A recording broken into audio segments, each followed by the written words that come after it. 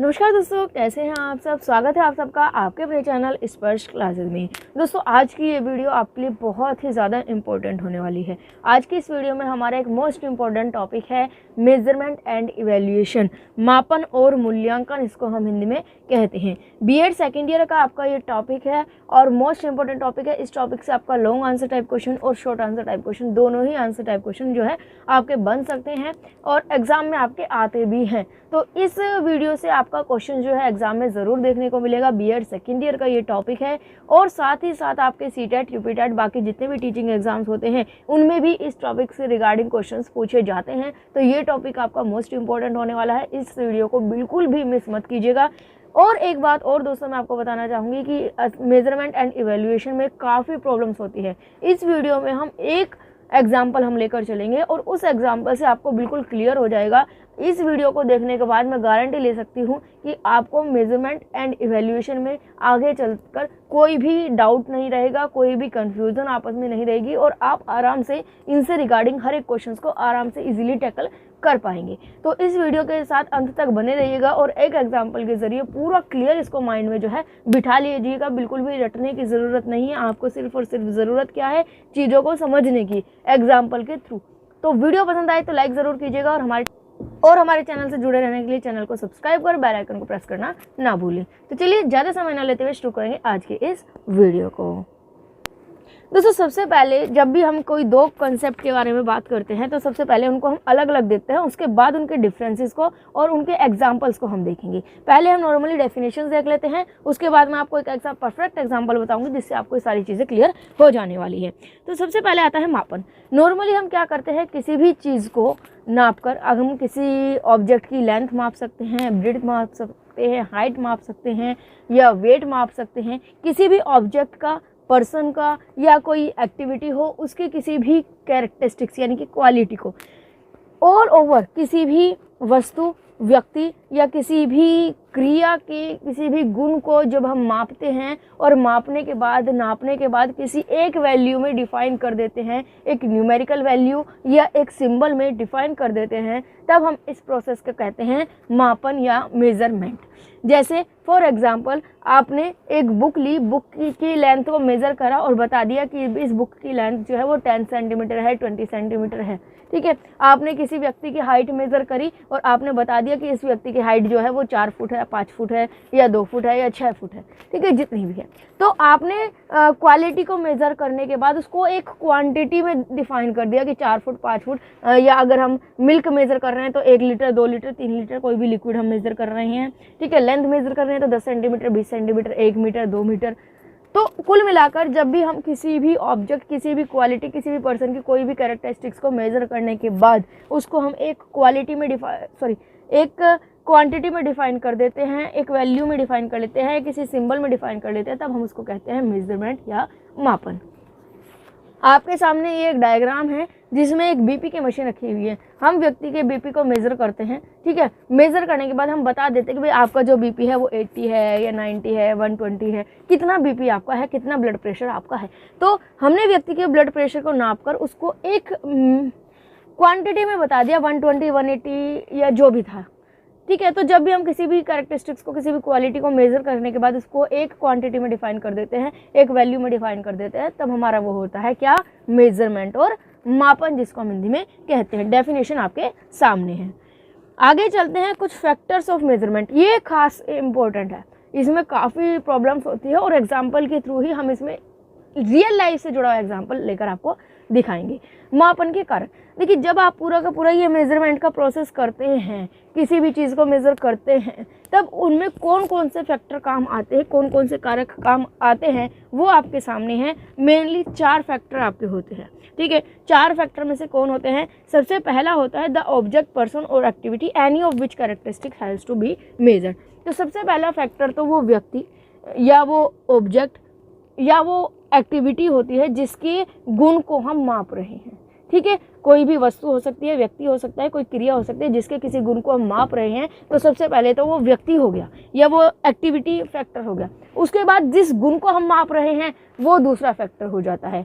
तीसरा फैक्टर आ जाता है वो टूल या वो डिवाइस या वो मेथड जिसके द्वारा, जिसकी मदद से हम उस गुण को माप रहे हैं। और चौथे आप खुद जो कि मेजरमेंट कर रहे हैं, जो कि ये पूरा का पूरा प्रोसेस कर रहे हैं। तो 4 फैक्टर हो जाते हैं। अब इसको एक एग्जाम्पल के द्वारा जो है हम समझेंगे।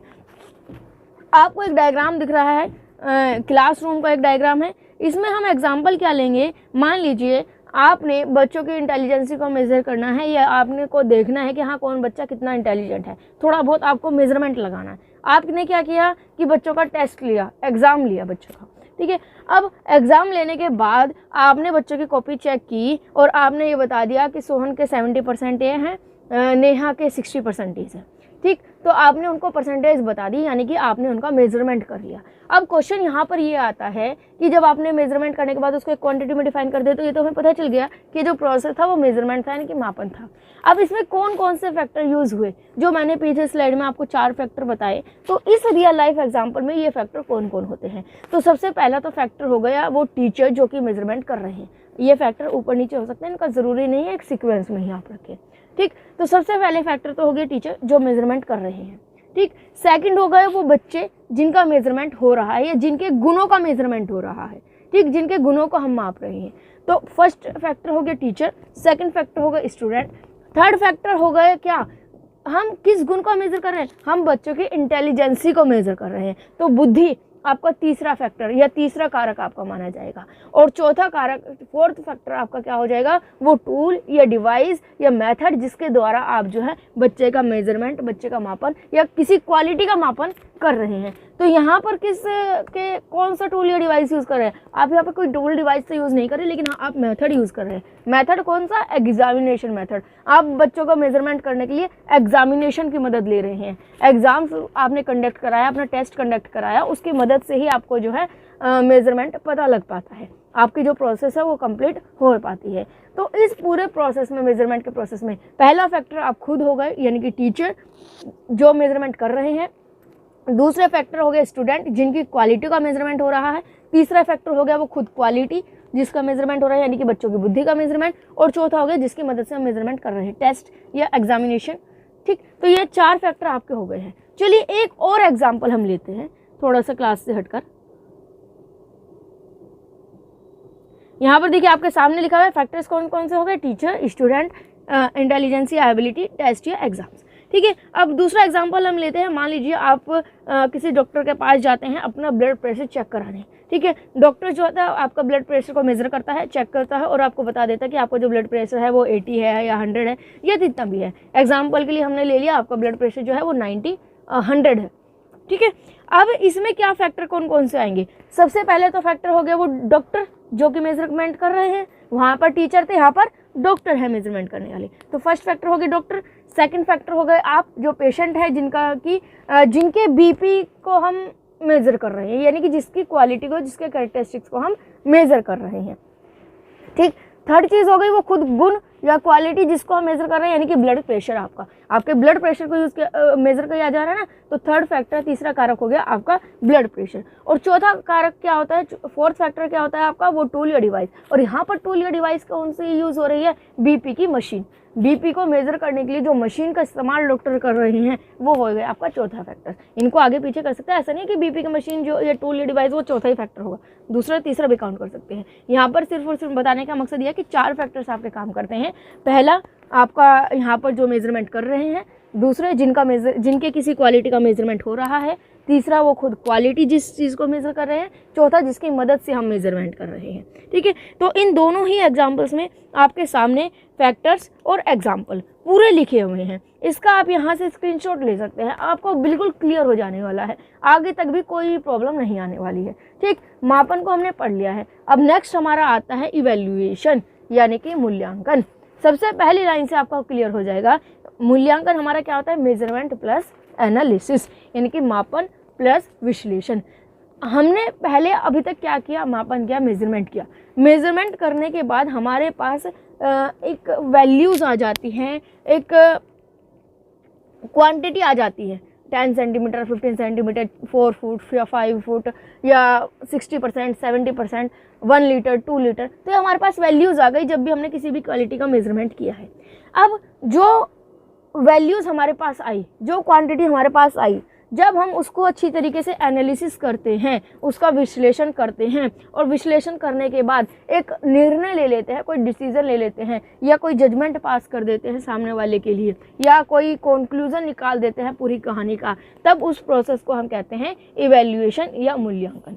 ठीक है, तो यहाँ पर मूल्यांकन क्या हुआ कि मापन से प्राप्त आंकड़ों का विश्लेषण करने के बाद जो रिजल्ट आता है या जो जजमेंट हम पास करते हैं या जो डिसीजन कोई निर्णय हम लेते हैं, उस पूरे प्रक्रिया को हम कहते हैं मूल्यांकन। तो यहाँ पर एक चीज़ यहाँ पर आपको क्लियर हो गई होगी, यहाँ पर 2 मिनट आप रुकिएगा। हाँ, यहाँ पर एक चीज़ आपके क्लियर हो गई होगी कि अगर ये सर्कल आपका इवैल्यूएशन है तो ये आपका मेजरमेंट है। इवैल्यूएशन में आपका क्या काउंट होता है? Measurement plus analysis.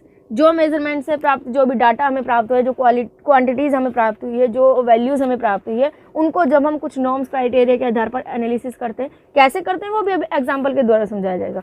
एनालिसिस करते हैं और उससे एक रिजल्ट, एक कंक्लूजन निकाल देते हैं, एक जजमेंट पास कर देते हैं, एक डिसीजन ले लेते हैं, तब ये जो पूरा प्रोसेस होता है ये इवैल्यूएशन कहलाते हैं। यानी कि मापन करने के बाद जब हम उनका एनालिसिस करते हैं तो वो पूरी की पूरी प्रक्रिया क्या कहलाती है? मूल्यांकन कहलाती है, इवैल्यूएशन कहलाती है। अब इसका एक एग्जांपल देखेंगे। जो पीछे हमने एग्जांपल देखे थे 2, एक तो डॉक्टर का और एक स्टूडेंट्स का, उन्हीं एग्जांपल्स को आगे बढ़ाएंगे। सीधी सी बात है, जब भी आपको किसी भी क्वालिटी को का इवैल्यूएशन करना होगा, मूल्यांकन करना होगा किसी भी चीज़ का, तब आपको सबसे पहले क्या करना होगा? मेजरमेंट करना होगा, मापन करना होगा, और मापन के बाद जो वैल्यूज़ आएंगी उन वैल्यूज़ का एनालिसिस करेंगे, तब आपका जो मूल्यांकन का प्रोसेस है वो कंप्लीट हो जाता है।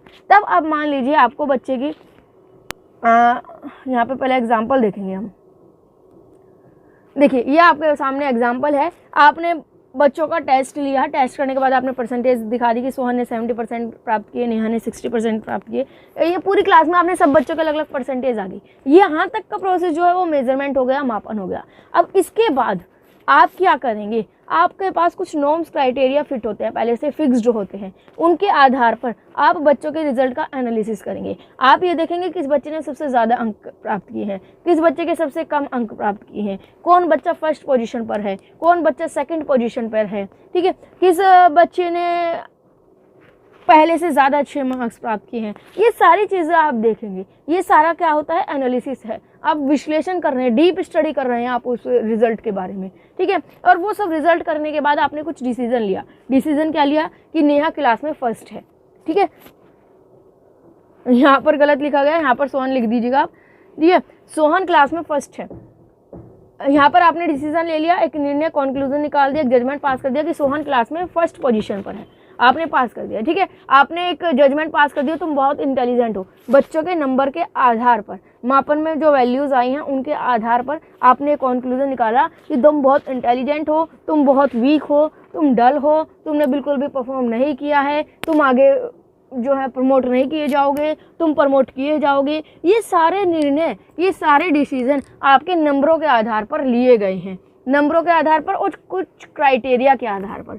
अब मैं यहाँ पर एक शब्द इस्तेमाल कर रही हूँ बार बार, क्राइटेरिया, नॉर्म्स। ये क्या होते हैं? तो देखिए, हमारे माइंड में पहले से ही हर एक चीज़ को लेकर कुछ क्राइटेरिया फिक्स्ड होते हैं। हमें पता है एक जो एवरेज बच्चा होता है, एक जो नॉर्मल बच्चा होता है, वो परसेंटेज होती है 60-70% वाले बच्चों को एवरेज बच्चा माना जाता है। अगर किसी के एग्जाम में 60 से 70% आ रहे हैं तो हम इसका मानते हैं कि हाँ नॉर्मल बच्चा है, एवरेज बच्चा है। अगर किसी के 40-50% आ रहे हैं हम कहेंगे कि ये वीक बच्चा है। अगर किसी के 30% आ रहे हैं हम कहेंगे बिल्कुल डल बच्चा है। अगर किसी के 70 से अबव आ रहे हैं हम कहेंगे इंटेलिजेंट बच्चा है। अगर किसी के 80-90 आ रहे हैं हम कहेंगे बहुत इंटेलिजेंट बच्चा है। ये क्राइटेरिया ऑलरेडी हमारे माइंड में फिक्स्ड है। इसी के आधार पर हम उनको जज कर लेते हैं, ठीक है। हमने टेस्ट लिया, बच्चे के मार्क्स आए 70%, हम कहेंगे बहुत अच्छा बेटा, तुमने अच्छा परफॉर्म किया है। बच्चे के मार्क्स आए 90%, हम उसको और शाबाशी देंगे, अरे वाह बेटा तुमने बहुत ही ज़्यादा अच्छा परफॉर्म किया है, ठीक। किसी के बच्चे के आए 30%, हम कहेंगे बहुत बेकार परफॉर्म किया है, तुम्हें आगे मेहनत करनी होगी, ठीक। तो ये हम सारे जजमेंट पास कर रहे हैं, हम दूसरे का के लिए एक डिसीजन ले रहे हैं कि ये बच्चा कैसा है, ठीक है। हम एक कंक्लूजन निकाल रहे हैं। साथ ही साथ जो बच्चे पास हुए उनको हम नेक्स्ट क्लास में प्रमोट कर देते हैं, जो बच्चे फेल हुए उनको हम उसी क्लास में रखते हैं। एक निर्णय हुआ ना। जो हमने सारा जो मेजरमेंट करके वैल्यूज़ आई, जो परसेंटेज आई, उसके आधार पर हमने सारे निर्णय ले लिए कि कौन बच्चा पास होगा, कौन बच्चा फेल होगा, कौन बच्चा आगे क्लास में प्रमोट होगा, कौन बच्चा प्रमोट नहीं होगा, कौन बच्चा हमारी क्लास में इंटेलिजेंट है और कौन इंटेलिजेंट नहीं है। तो ये सारा का सारा प्रोसेस जो है वो क्या कहलाता है, वो कहलाता है इवैल्यूएशन यानी कि मूल्यांकन। अब इसमें क्या होता है, फैक्टर्स की बात करते हैं। आपने मेजरमेंट में 4 फैक्टर देखे। आपको पता है अगर आप इवैल्यूएशन कर रहे हैं, मूल्यांकन कर रहे हैं, तो सबसे पहले स्टेप होता है कि आप मेजरमेंट करते हैं। तो मेजरमेंट के जो फैक्टर हुए वो तो जुगे तू आ गई। इसीलिए मैंने ये लिखने का तरीका है जो मैंने प्लस करके लगाया हुआ है, ये सिर्फ मैंने एक क्लियर करने के लिए लिखा हुआ है। आप सिंपली डायरेक्ट सारे के सारे पॉइंट्स को, 6 पॉइंट्स को लिख सकते हैं।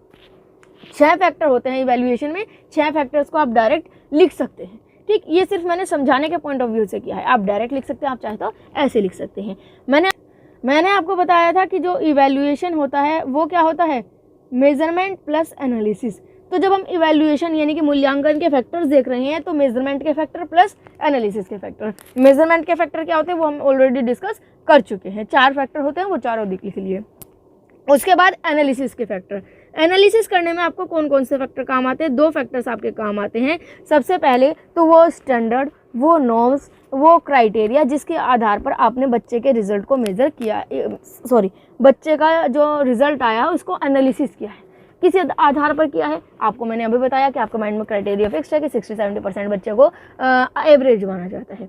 ये आपके सोशली नॉर्म्स है, सामाजिक मानदंड है। आप पुराने समय की बात करते हैं तो 60% वाले बच्चों को बहुत होशियार माना जाता था। आज के समय की बात करें, अगर किसी के बोर्ड के एग्जाम में 60% आ रहे हैं तो उसको बेवकूफ़ माना जाता है, उसको माना जाता है बहुत ही वीक बच्चा है। ठीक है, उसको बिल्कुल डल माना जाता है। ठीक है, 80% भी आ रहे हैं तो कहा जाता है कि भाई हाँ तुम नॉर्मल हो, एवरेज हो। 99% उससे नीचे कोई काम नहीं करता। तो उसी के अकॉर्डिंग हमारे क्राइटेरिया फिक्स्ड हो जाते हैं कि हाँ अगर 80-90% बच्चे के आ रहे हैं तो बच्चा इंटेलिजेंट माना जाता है, उससे कम में तो सबको ये माना जाता है कि एवरेज है या बिलो एवरेज है। ठीक, तो ये क्राइटेरिया, ये मानदंड जो है ये हमारे समाज के द्वारा निर्मित है। कुछ क्राइटेरिया समाज के द्वारा निर्मित हो जाते हैं, कुछ जो है आपके फैक्चुअल बेस्ड होते हैं, साइंटिफिक क्राइटेरिया होते हैं, जो पहले से ही साइंस जो साइंटिस्ट हुए हैं उन्होंने किसी तरीके का कोई क्राइटेरिया निकाला हुआ है। इसके लिए मैं एग्जांपल दूंगी आपको आईक्यू का। अगर इंटेलिजेंस टेस्ट होता है, आईक्यू बच्चे का मेज़र क्या होता है, तो हमारे जो साइकोलॉजिस्ट हुए हैं उन्होंने बताया हुआ है कि एक जो एवरेज बच्चे का आईक्यू होता है वो कितना होना चाहिए। ठीक है, इंटेलिजेंट बच्चों का या टैलेंटेड बच्चों का जो आईक्यू होता है वो 120 प्लस होता है। ठीक, तो उन्होंने साइंटिस्ट ने, साइकोलॉजिस्ट ने एक क्राइटेरिया निकाला हुआ है, उसके आधार पर ही हम बच्चों के रिजल्ट को एनालिसिस करते हैं और उसके बाद हम अपना डिसीजन या जजमेंट पास कर देते हैं। तो जब फैक्टर्स ऑफ एनालिसिस की बात आती है तो सबसे पहले तो वो नॉर्म्स, वो मानदंड, वो क्राइटेरिया जिसके आधार पर हम जो है सामने वाले व्यक्ति के रिजल्ट को एनालिसिस कर रहे हैं। और उसके बाद वो डिवाइस या वो मेथड जिसके मदद से हमने सारा का सारा एनालिसिस किया है। अब किसकी मदद से किया है, देखिए अभी जो ये अब नेक्स्ट एग्जाम्पल में आपको बिल्कुल क्लियर हो जाएगा। देखिए यहाँ पर आपने एग्ज़ाम बच्चों का लिया, यहाँ पर नेहा के बजाय आप सोहन कर लीजिएगा। ठीक है, यहाँ पर बच्चों का आपने एग्ज़ाम लिया, ठीक, और बच्चों का परसेंटेज आ गए 60%, 70%, 80%, 45%, 35%। ठीक, ये यहाँ तक मेजरमेंट का प्रोसेस आपका पूरा हो गया है। अब मेजरमेंट का जो वैल्यूज़ आई हैं उन सब वैल्यूज़ को आपने क्या किया, एक टेबल में लगाया। आपने एक तरफ सारे बच्चों का नाम लिखा, दूसरे कॉलम में आपने सब बच्चों के नंबर्स लिखे, तीसरे कॉलम में आपने उन सब बच्चों के नंबर्स के अकॉर्डिंग उनकी परसेंटेज निकाल ली। ठीक, और लास्ट में आपने जो है निकाल लिया कि सोहन जो है वो फर्स्ट पोजीशन पर आया है, नेहा सेकंड पोजीशन पर आई है, या एटसेट्रा कोई भी नाम आप यहाँ पर ले सकते हैं। तो आपने यहाँ पर कौन कौन से फैक्टर आए, सबसे पहले तो चारों फैक्टर्स आ गए मेजरमेंट वाले, टीचर, स्टूडेंट, इंटेलिजेंस या कोई एबिलिटी या कोई कैरेक्टरिस्टिक जिसको मेजर कर रहे हैं, चौथा आ गया टेस्ट या एग्जाम्स जिसकी मदद से हम कर रहे हैं। अब एनालिसिस के कौन कौन से फैक्टर हो गए, सबसे पहले तो नॉर्म्स क्या हमें पता है, सामाजिक नॉर्म्स है कि 60-70% वाले बच्चों को एवरेज माना जाता है, या 60% से अबोव बच्चे को फर्स्ट डिवीज़न दी जाती है, 60% से बिलो में सेकंड डिवीज़न, और 30% या 40% वाले बच्चों को थर्ड डिवीज़न दी जाती है या फेल में माना जाता है। ठीक, ये हमारे पास पहले से क्राइटेरिया फिक्स्ड है। अब ये पूरा का पूरा जो हमने एनालिसिस किया किसकी मदद से किया, हमने एक टेबल बनाई थी, और टेबल किस चीज़ में बनती है, स्टैटिस्टिक्स यानी कि सांख्यिकी। तो सांख्यिकी की मदद से हमने जो है पूरा का पूरा एनालिसिस कैरी आउट किया है, पूरा विश्लेषण जो है वो स्टैटिस्टिकल की मदद से किया है। तो यहाँ पर हमारा जो टूल या डिवाइस हो गया वो क्या हो गया, स्टैटिस्टिकल टेबल। ठीक, तो यहाँ पर हम इस तरीके से कह सकते हैं कि 6 फैक्टर आपके एनालिसिस में इवैल्यूएशन में होते हैं। अब यहाँ पर आपका नेक्स्ट मैंने एग्जांपल लिया था बीपी का। अब डॉक्टर ने आपको ये बताया कि आपका बीपी 80 या 120 है, ठीक। अब उसके बाद आपको तो नहीं पता ना इसका क्या मतलब है, 120 80 होने का मतलब क्या है आपको नहीं पता। डॉक्टर्स क्या करेंगे, एनालिसिस करेंगे, जो क्राइटेरिया है उसके आधार पर आपको बताएंगे कि आपका बीपी नॉर्मल है, ठीक है, या आपका बीपी हाई है, बहुत हाई है, लो जा रहा है या क्या जा रहा है, वो जो डॉक्टर्स होंगे एनालिसिस करके आपको बताएंगे। अब इसमें फैक्टर्स क्या क्या आ गए, फैक्टर्स आ गए सबसे पहले 4 factor, doctor, patient, blood pressure की मशीन।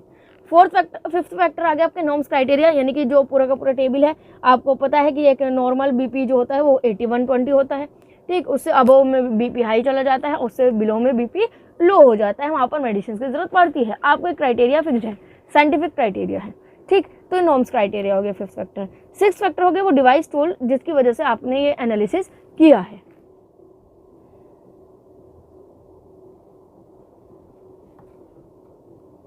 तो यहाँ पर जो एनालिसिस का टूल है ये यहाँ पर थोड़ा सा इसमें कंफ्यूजन आपको हो सकती है। इसमें मैं आपको बता दूँ स्टैटिस्टिकल भी हो सकता है, कुछ चीज़ों में आप क्या करते हैं लॉजिकल सोचते हैं, ठीक है, आप तार्किक रूप से सोचकर समझकर आप एनालिसिस कर लेते हैं। कुछ चीज़ों में आपको मैथमेटिकल यानी कि कैलकुलेशन वगैरह करके आप एनालिसिस कर लेते हैं, विश्लेषण कैरी आउट कर लेते हैं।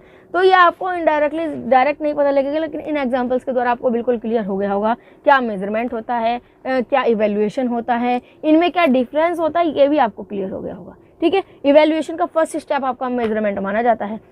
इवैल्यूएशन अगर आपको करना है तो उसके लिए सबसे पहले आपको मेजरमेंट करना होगा। मेजरमेंट से जो वैल्यूज़ आपके पास आएंगी उसको एनालिसिस करके आप जो है इवैल्यूएशन का प्रोसेस कंप्लीट कर सकते हैं। और डिफरेंसेस की अगर हम बात करते हैं तो मेजरमेंट में आपको सिर्फ एक क्वांटिटी या वैल्यूज़ पता चल जाती है, आपको कोई रिजल्ट कोई कंक्लूजन पर नहीं पहुंचते हैं। इवैल्यूएशन में आप एक रिजल्ट एक कंक्लूजन पर पहुंच जाते हैं। आपको डॉक्टर ने बताया 80 बीपी है आपका, आपको कुछ नहीं पता क्योंकि आपको उस चीज़ के बारे में नॉलेज नहीं है। अब जो डॉक्टर्स होंगे वो एनालिसिस करके आपको कैरी आउट करके आपका एक जजमेंट पास करेंगे या एक कंक्लूजन निकालेंगे, आपका बीपी नॉर्मल है, आपका बीपी हाई है, आपका बीपी लो है, आपका बीपी बहुत ज़्यादा हाई है। तो वो क्या करेंगे, वो डॉक्टर्स बताएंगे। तो ये चीज़ किस में आ गई, ये इवैल्यूएशन में आ गई कि आपका कैरी आउट करके एनालिसिस निकाल के आपको बता दिया आपका बीपी बहुत ज़्यादा हाई है, आपको बेड रेस्ट की ज़रूरत है, आपको ये दवाई चाहिए, ये मेडिसिन चाहिए या एटसेट्रा।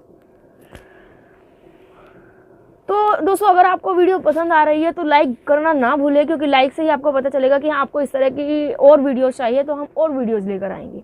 लाइक करें, अपने फीडबैक आप कमेंट बॉक्स में हमें दे सकते हैं, और वीडियो पसंद आई हो तो ज़्यादा से ज़्यादा दोस्तों के साथ शेयर कीजिए। साथ ही साथ चैनल से जुड़ने के लिए, इस तरह की और वीडियोज़ को पाने के लिए चैनल को सब्सक्राइब कर बेल आइकन को प्रेस करना ना भूलें। आज के लिए बस इतना ही, मिलेंगे आने वाली वीडियो में। आज के लिए धन्यवाद।